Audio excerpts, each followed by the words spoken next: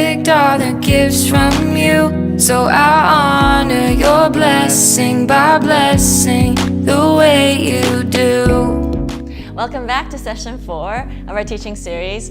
And this one we're going to look at is the Great Banquet, Luke 14. And we actually reference this scripture quite a bit because of our special needs ministry. Yeah, it's referenced a lot by our special needs ministry. And this is an important banquet. It speaks to the heart of Christ himself. And if we're going to live and love like Jesus, the picture of this banquet, the story of the banquet, the parable, is a great one for us to get a hold of to understand what it means to live and love like Jesus. So what's the context of this banquet? Who's hanging out with him here? Well, Jesus is eating at a banquet with one of the leaders of the Pharisees. And it's interesting, the text says that they're watching him. So he's aware of that. And it is a feast. And when they had different feasts like Passover and other ones, these feasts would be kind of a big deal. It'd be a public gathering. Often if a wealthy person would have a courtyard outside their main home, they'd have the gates of the courtyard open and the invited guests would sit at the table. And sometimes poor people, marginalized people would kind of gather on the outside of the courtyard looking in. Sometimes they'd even come in and come around the table. And those who were at the table had great wealth and success and power and entitlement. And they're sitting there with all this food and this bounty, and the people on the outskirts are watching, and they're hungry, and no one's caring for them, and they're being ignored. And so this story is about who's going to be at the table. So the idea of being inclusive, being welcoming to people that are different. No one in this culture would fault them for only inviting their friends. This is what we do. Right. If you picture what Jesus was at, this was a familiar setting for those religious leaders, and they include him. And they're celebrating. This man expected to sit down, the man of the parable, the same way. He's going to have familiar faces, same people he celebrated with last feast. And it's going to be, and now when he sits down, because of his openness and his generosity to go beyond those who say they can't be there, his friends, he looks and he sees people maybe who've never been at his table before, but he's invited them in. And what's great about that is the religious leaders said, we're in, and this is an exclusive group and nobody else is welcome, and a haughty spirit. An exclusivity that is sad.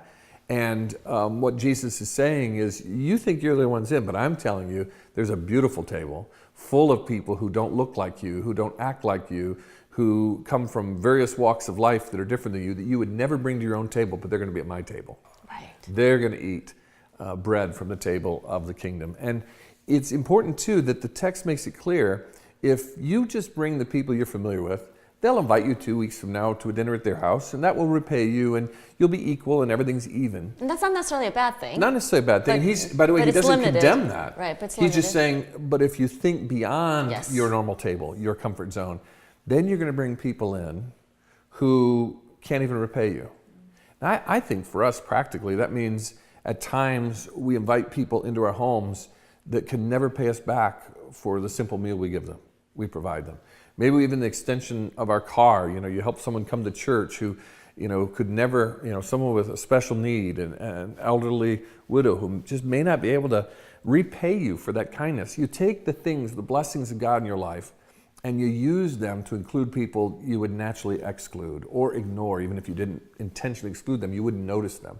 There's this beautiful symmetry in this parable where Jesus basically invited us to his table, to God's table. And so we're called to do that for others. We're to welcome others in. And I know even in our small groups, that's important. And we've worked on that. And I know small group leaders and the small groups have been so kind to say, send us more people, because we always have folks signing up. And so thank you for welcoming in new people who've gone through the process of signing up for a small group. And they've invited people in the lobby and ministries. So then if you've gone a step further, which is incredible, you've met people casually and said, come on to our small group. Hey, do you have a small group? And I saw that happen on our trip to Israel. Some people invited folks that met on the trip to join their small group. That's great. I think there's maybe even with this symbolism of inviting folks to Christ's table, I think there's even one step further we can go in our small group settings. And that is even include an invitation to a neighbor, somebody to join you. Say we go to a small group over across town, you're welcome to come with us. Or if you're the host, say, come on over this evening and meet some of our friends. We're in the small group. Maybe plan something intentional. Have a cookout as a small group and just include someone. That becomes a literal table, if you will, to come eat with you. And tell them what you do, who you're part of, because some people come to Christ through those kinds of relationships in a setting like that. We've seen that more and more in our culture. A lot of churches have seen that be a way in which people come to Jesus.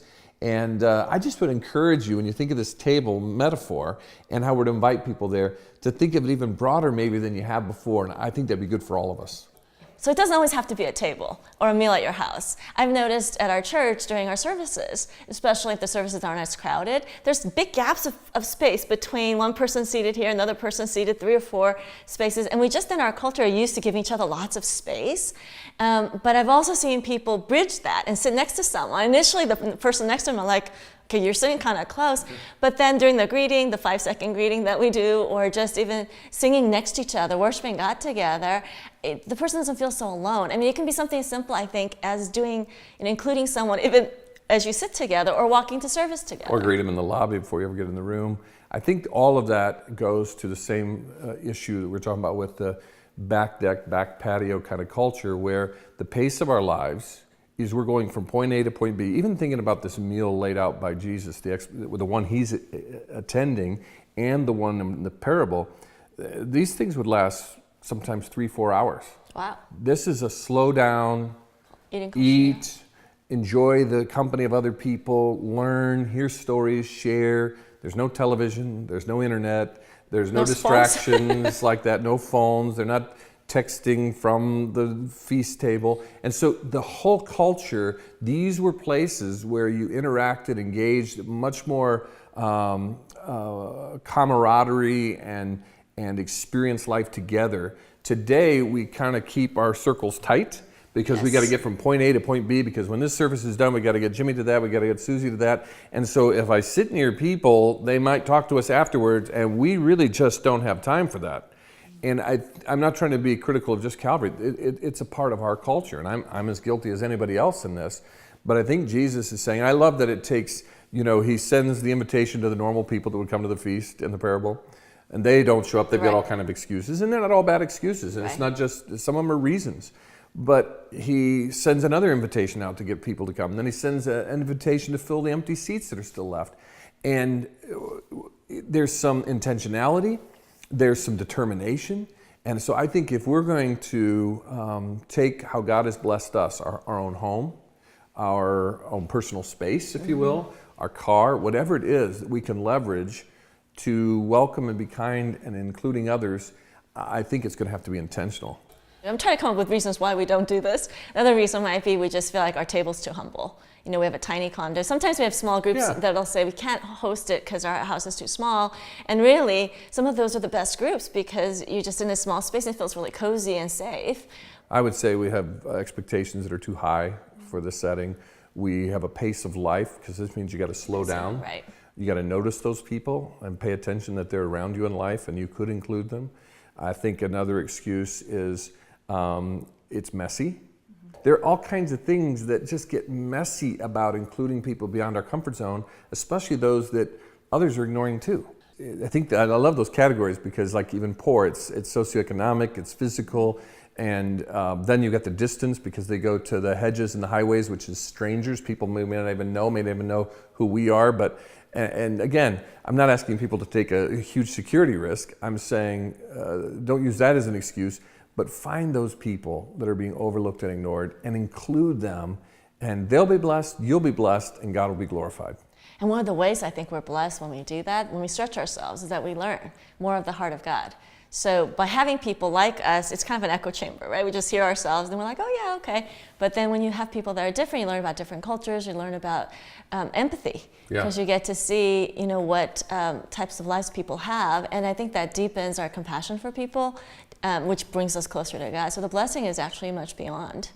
I agree. I think in a small group setting, if you can share in this and do this together as a small group, wow, you can really be a blessing. I think of the special needs families in our church. A lot of them, in our small group, we have a family that has a son with special needs, and they, in the last couple of months, have been able to go out to eat twice because of some improvements in his well-being and health, the son with special needs, that they've been able to go out a couple times, and it has meant so much to them. And my wife and I talked about how we're going to have them over because even to go to someone else's house is foreign to them because of the complexity of life for them.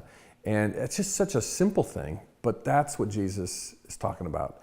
And remember, the original question is, oh, won't it be great when we at this table get to eat at the table in the kingdom and eat of the bread that God provides? And Jesus is saying, open up your eyes. This kingdom is broader, and this kingdom involves a lot of others, and you get to be an extension of that kingdom through how you leverage your resources, even your own home, a meal, to make a difference in their lives. Jesus actually in this parable gives a reason, a good motivation for why he wants us to invite others. Yeah, he says that, they may not be able to repay you, but ultimately you're going to be rewarded and recognized at the resurrection of the just.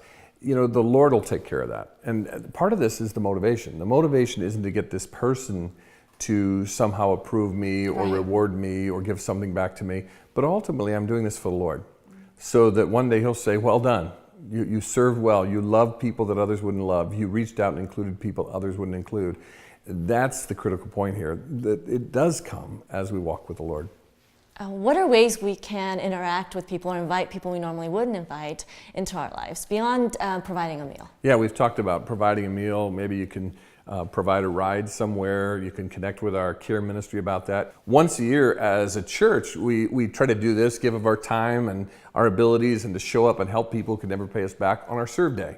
And that's an important day for us. But we view that as leaders at Calvary and with our partners Action in our community, we view that as a way in which we stretch our muscles and we begin to see how we can be engaged in helping others in Jesus' name. And the intent, though, is the other 364 days of the year, we'll be noticing our neighbors, coworkers, maybe somebody at a store. While we're just going through life, we'll notice the needs of others, and we'll slow down and, if you will, invite them to the table through whatever we can do to give them an opportunity to be blessed and encouraged through our efforts.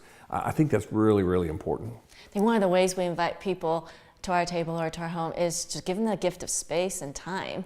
And I know sometimes when I see names pop up and I think, oh, this is going to be a complicated phone call, and I'm tempted to let it pass, or sometimes I do let it go to voicemail because I know it's going to take more time and then I feel a little guilty afterwards. Yeah. I think we make those judgments a lot, and nowadays in our culture and the speed, it seems like if we can give the people a sense of our presence and to turn off our phones, to pay attention, that's worth more and more now. We also don't want to be drawn in to someone else's drama or pain because maybe we've got our own. But at the same time, the more I pray with others and talk with others about what they're going through, the more I experience God's grace and peace because I begin to see mine in a different light as well. And so I think that space you're talking about, our presence, our attention, a listening ear, a heart. Also, I think sometimes we have to be sensitive to, we'll try to force service on someone and it may be they don't want that. They just want us to show up. I love how you mentioned praying for people. I mean, that's a perfect way to invite people to the table. Simple way, and we ask permission to pray for people. Right. And really, I've never had anyone say no. Right. And even for non-Christians, anyone around us. One of the other things I think about this is there's something very practical about this wealthy man throwing this feast, inviting people he normally wouldn't invite, that we can, in our culture, sometimes be disengaged and kind of clear our conscience that we gave a check, especially the more prosperous and wealthy and successful we are. We can say, well, I gave to that cause. I don't engage in it. I don't do those things. And it's great to give to causes. And if God's blessed you, we've talked about, we want to be generous to the things God is doing around the world and in our community. But at the same time, too, there's something about letting people into our space, the relational piece, into our life, and where we make contact. Because I know when I walk away from a situation where I've helped someone who could never help me back, there's something God does in my own heart. There's more transformation and change and making me like Jesus that comes from that action and that activity, and it's so important. Good and perfect are the gifts from you, so I honor your blessing by blessing the way you do.